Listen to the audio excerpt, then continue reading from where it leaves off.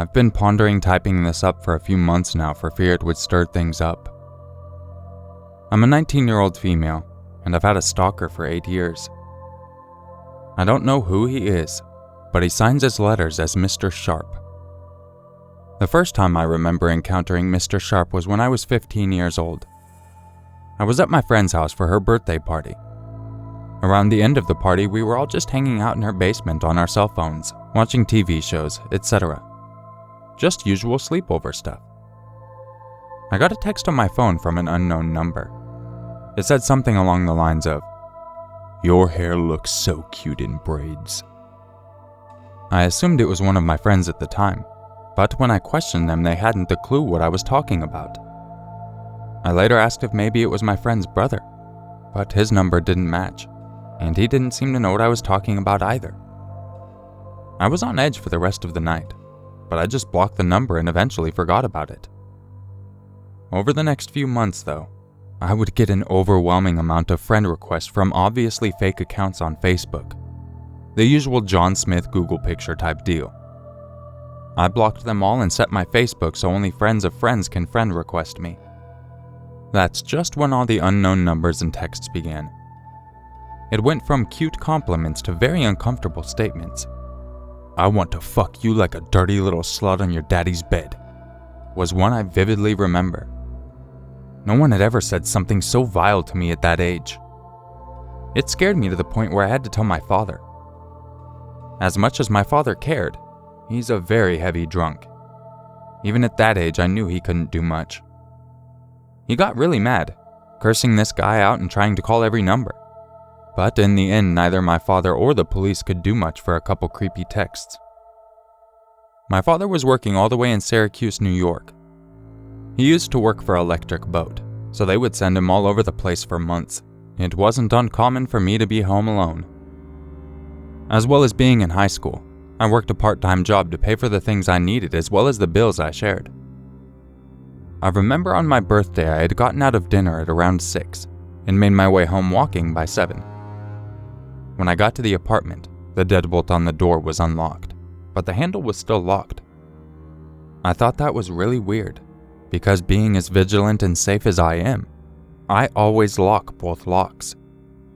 I thought for a moment my dad was home, but that dwindled quickly when I saw that his car wasn't there, and he would have given me a call or something. I sort of brushed it off as me being paranoid, but I still felt uneasy.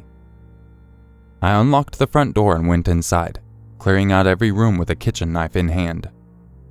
I found nothing, until I got to my bedroom. On my bed, which was neatly folded, not how I left it, was a birthday card. With dread all through my body, I was quick to clear my room, making damn sure no one was about to jump out on me. When I knew I was alone, and with the knife still in hand, I picked up the card. It was just a generic one from Walmart, the kind with a dog with googly eyes. It said, "Happy birthday, Mr. Sharp." I was terrified beyond belief. I called the police and had them send out a cruiser.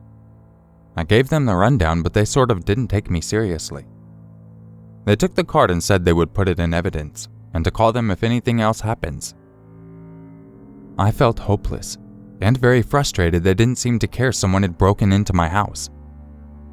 I left that night and spent the night at my sister's. The next day I went and changed all the locks.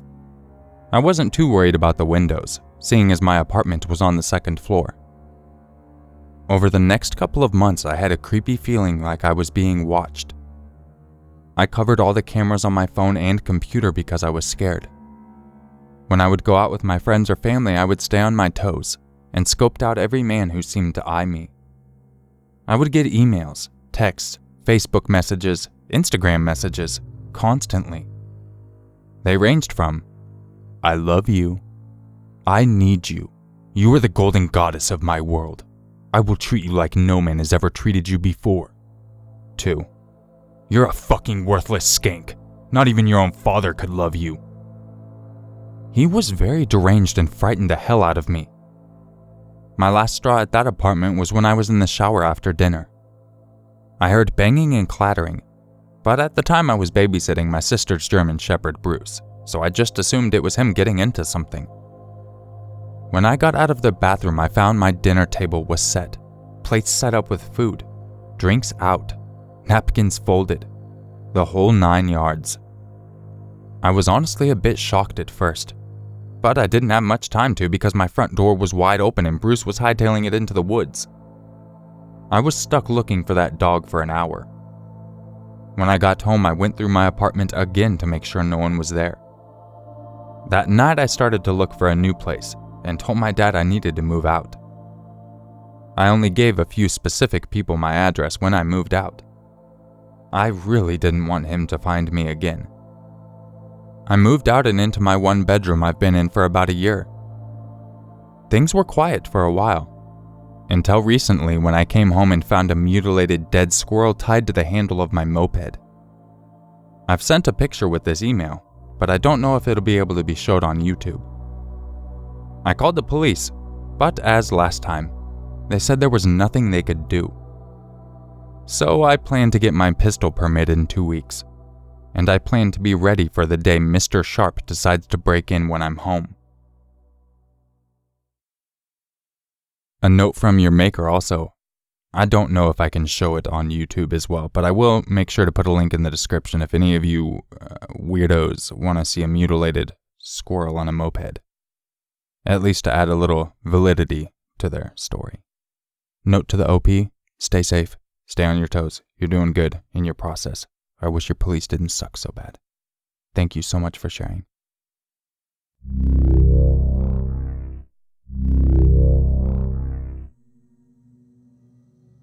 A few summers ago, I worked delivering pizzas for a small local pizza place. I was a broke 17-year-old who needed some extra cash. But after this night, you couldn't pay me any amount of money to work this kind of job ever again. We had received an order for 8 pizzas, which is unusual since our pizza was, quite frankly, not that good. But I didn't think too much of it. I arrived at the address I was given, and it was an office building, which explained the large order. I went inside, told the receptionist I was there, and waited for the manager to come get the pizzas. When he came out of his office, I told him how much the pizzas were, which was something around $60. He informed me that he had a half-off coupon, but I pointed out to him that those only worked for orders of 2. Then his whole demeanor changed. You don't think I'm paying $60 for pizza, do you? I maintained that he would have to pay full price, but he refused. I began to pick up the boxes off the receptionist's desk and told him that he wasn't getting his pizzas, but he shoved them back onto the desk and began telling me that I was scamming him. Red flags were going off everywhere in my mind, and even the receptionist looked worried. You're coming into the conference room until you give me those pizzas half-priced. No, I am not going in there. He grabbed my arm and led me into the room. He shoved me in there and slammed the door behind me. I was officially freaking out. The conference room door locked from the inside, so it was still unlocked, but when I tried to open it, it was closed back in my face. The manager was keeping guard over the door. It finally began to sink in that I was being held hostage. I banged on the door, yelled at him to let me out, but to no avail. I was in that room for about an hour. At one point, one of the employees came in and began telling me that I was just some snob-nosed punk kid. I acted like it didn't bother me, but this guy was insane. In an attempt at intimidation, he blew up a balloon and popped it in his hands before exiting the room. Eventually, I heard the manager talking to the same guy outside the door. The manager came into the room, his face pale and white, like he just realized he was committing a felony. He handed me the money for the pizza, plus a $2 tip.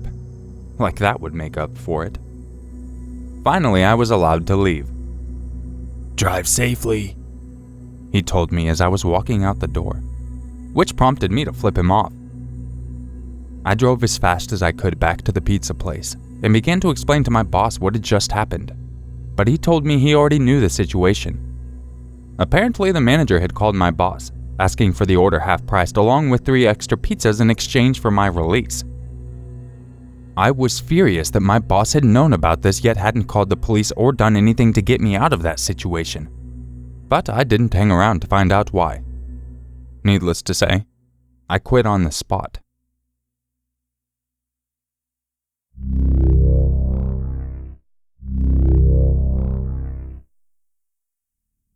A little information before I start. I'm a girl, and at the time I was 19 years old. I lived with my grandparents on their farm in the middle of nowhere that seemed pretty safe.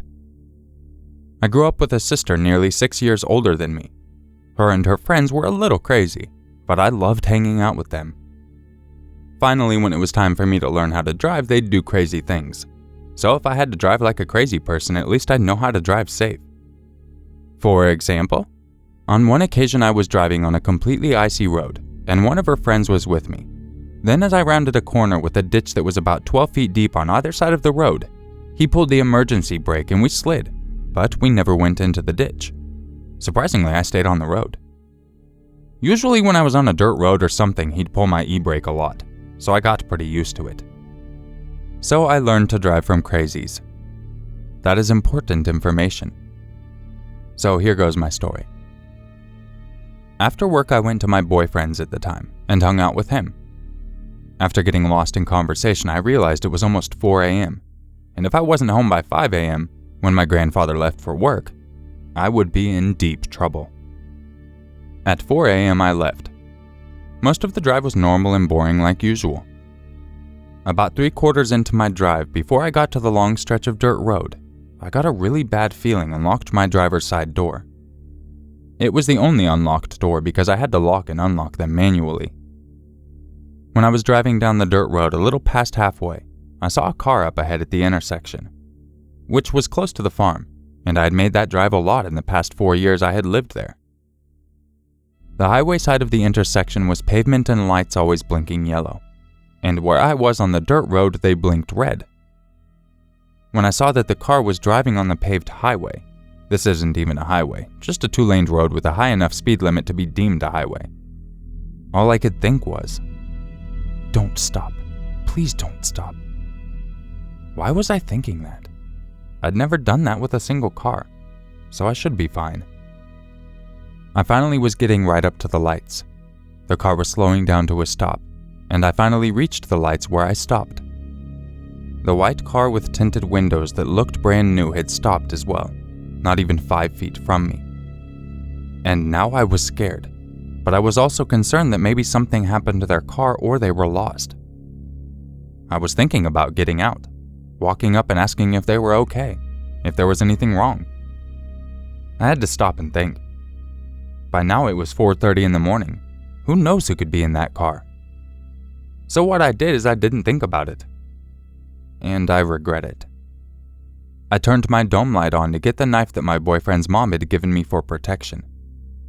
My hair was bright purple, and I mean bright purple.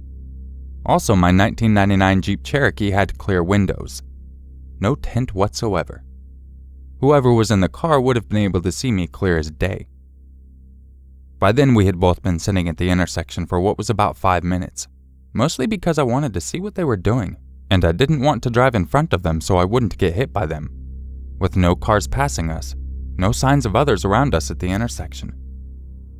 I rolled down my window a little bit, ready to turn left to my grandparents and ask if they were okay. As I was about to pull up to them, they started to drive off. As they passed my headlights, I could see into their car. There were 5 men in the car, all eyes looking straight at me. I thought everything was fine since they drove off, and made my turn speeding up as fast as I could in my older beat-up Jeep to get to the speed limit. I looked in my rearview mirror. They were turning around and were now quickly gaining on me. I was so scared I was now speeding as much as I could with my old Jeep. Then before my road, I slowed down enough to drift onto my road, then going full speed onto my road, trying to get over the hill before their headlights reached my rearview mirror so they couldn't find me. When I finally reached my mile-long driveway, I just sat at the halfway point.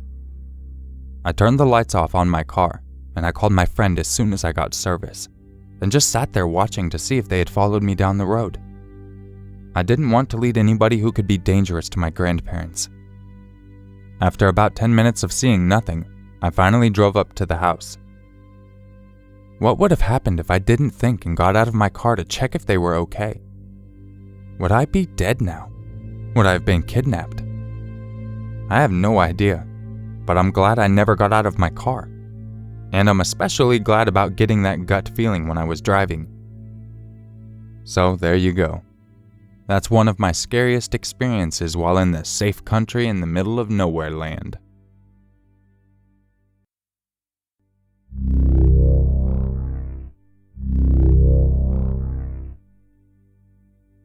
This happened 10 or so years ago. I have a bad memory, so I'll try to recount to the best of my ability. When I was 14, I befriended a girl named Rebecca. Now, Rebecca came from a shitty home. Her clothes were always dirty, she never had lunch, and she sure did have a mouth on her. We were friends though, and everything was sweet. My mom had a bad upbringing as well, so we didn't mind Rebecca coming over to have dinner with us every night. On more than one occasion, my mom bought clothes and underwear for her. I cannot stress enough we treated her like family, which makes what happened all the more fucked up.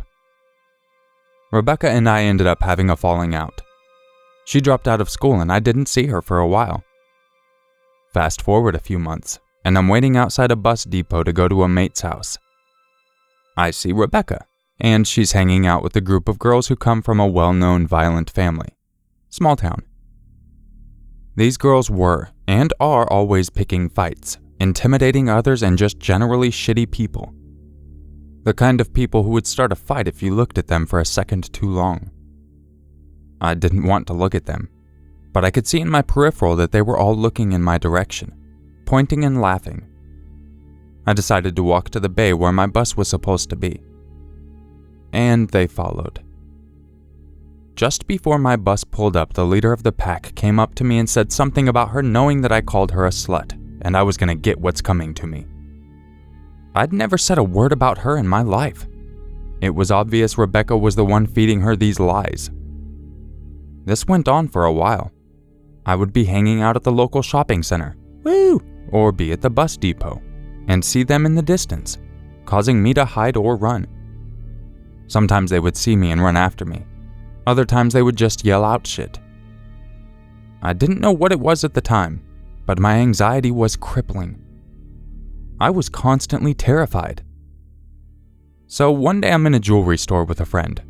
I look up and see Rebecca and one of those girls walking past the shop. I immediately turn around in hopes they wouldn't recognize me, but it was too late. Rebecca comes in and starts letting out this stream of abuse at me, telling me she's gonna beat the shit out of me, that I'm a slut and a cunt, etc.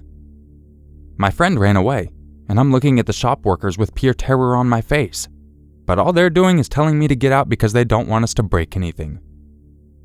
I felt so alone. Rebecca's friend is egging her on, telling her to give it to me before security comes. I can see that Rebecca is hesitant, but she also wants to seem tough in front of her friends. Now, I don't know if it was the adrenaline going through me or she just threw a shitty punch, but I managed to grab her fist before it hit my face.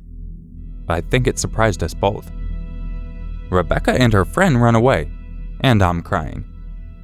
The shop people are yelling at me to leave, but the girls might still be in the shopping center, and I'm so scared to run into them again. I ended up leaving and calling my mom on a payphone. She knew what had been happening, so instead of me catching a bus home, she came to pick me up. Our house is a 10-minute drive from the shops, but Mom didn't show up for 15 minutes or so.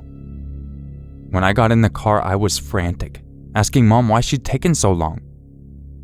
She informs me that as she was driving, she saw Rebecca and the other girl walking. She pulled up and yelled out to Rebecca to leave me alone. Rebecca tells my mom to fuck off, so my mom grabs her by the shirt, pulls her close and says it again, while also adding that she'll personally flog Rebecca if she tries to hurt me again. My mom is an incredibly kind and patient woman, but she will not tolerate bullshit towards her kids.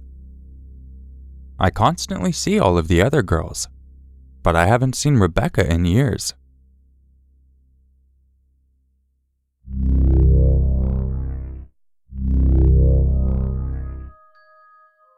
If you enjoyed this video, don't forget to leave a like, subscribe, share it with your friends, hit the notification button, do all that Shazam. I think everyone knows the whole spiel by now.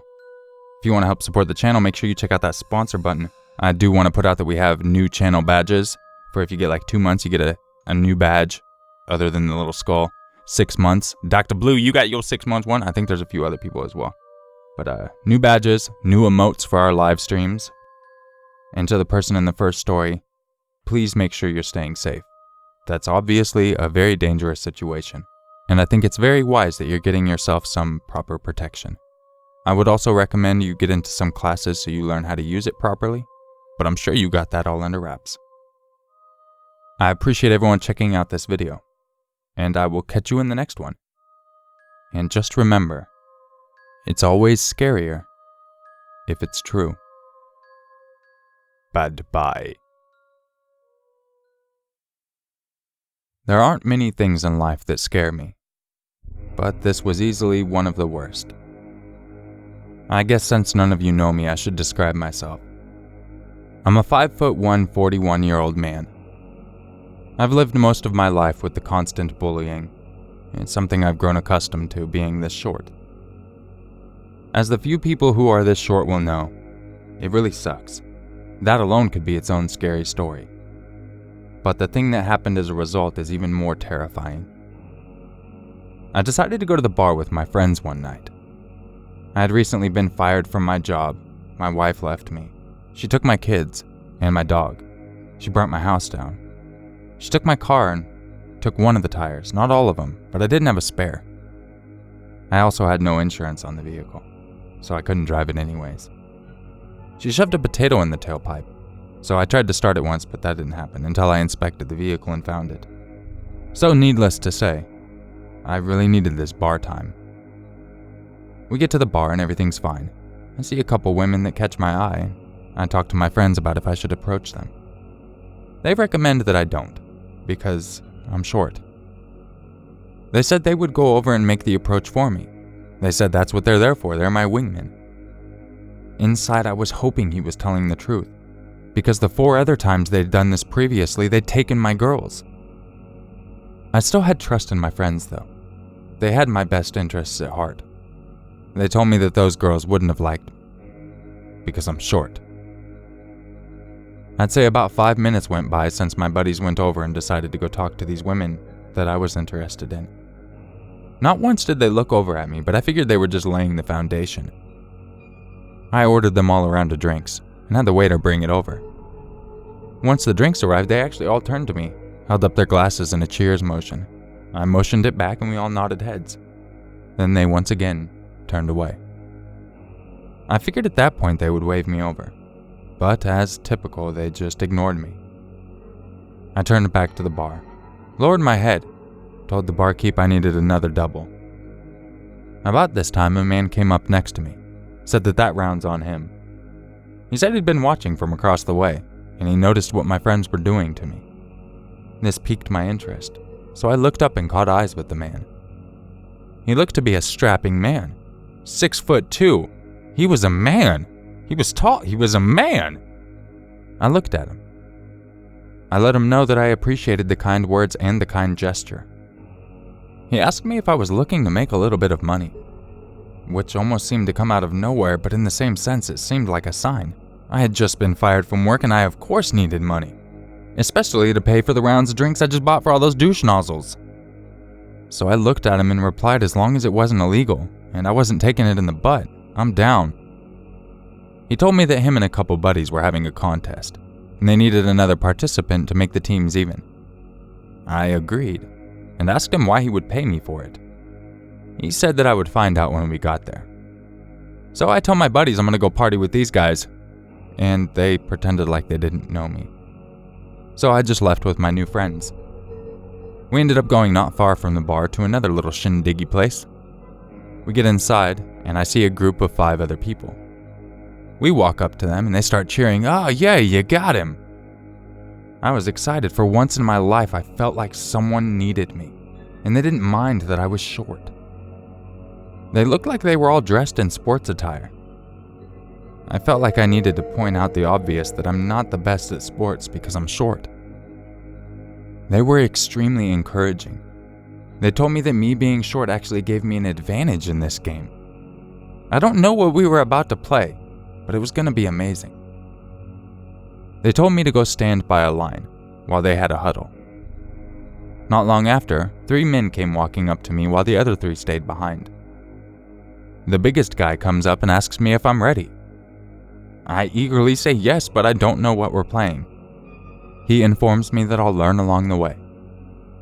He then proceeds to grab the back of my shirt and the back of my trunks and lift me up off the ground against my will. He starts swinging me in his arms back and forth, gaining momentum, and I felt the G-forces on my face. At the peak of his front swing, he lets go and I start flying through the air. I feel like gravity has no effect on me. I'm flying into space. I'm gonna get some moon rocks. And all at once, gravity takes effect, and it feels like I'm falling from the stars. I see my life flash before my eyes before I hit the ground. And then blackness. I wake up with them around me, asking if I'm okay. It appears I've been knocked out from the fall. I didn't want to seem like a weakling, so of course I told them I was okay. It's not very often that I got chosen to play sports, because I'm short. They all cheer and lift me up, bring me back to the start, and the next guy grabs me by the back of my shirt and my shorts. He does the same swinging motion, and once again I'm thrust into the air. This time I know this is it. I can't live through this fall. I am literally getting 3 feet in the air. Do you know how high that is for a short person? Imagine the Empire State Building for a normal-sized person. Imagine falling off that. It's not like that, but just imagine it. Did you imagine it? I landed, and once again I'm knocked out. I come to, and they're all around me asking if I'm okay. Stupidly, I tell them I am. They once again bring me back to the start and throw me in the air. This time though, when I landed, I didn't wake up until I was in the hospital. I woke up in the hospital to the doctors informing me that there was nothing they could do to save my arms or legs. That's when the reality of everything really sunk in. I was now only 3.5 feet tall. I don't know where I come up with this stuff, guys. I just let it go off the top of my head when I'm doing these bonus stories. So, hope you enjoyed that completely fake story. At least I hope it's fake. It's fake from my perspective. I hope that's never happened to anyone. And if there's any of you out there that are under 5 foot, I feel your pain. Well, I'm 6'3", but I feel your pain. It's gotta be hard being short. I have people ask me all the time to grab things off the top shelf at the grocery stores. I don't know these people, but they feel like I'm tall, so I should grab their stuff off the top shelf, even though it clearly says ask an associate. Do I look like an associate? Possibly sometimes I do. But for the most part, I'm just a tall guy walking around. And I have feelings. Do I ask you to grab something off the lower shelf? Do I? My back hurts. My back hurts a lot. Do I ask people? Moral of the story. I really don't care. Feel fine to ask me to grab things off the top shelf. It's no big deal. I mean, it's not like I can't just reach out in front of me. You're the one that's short.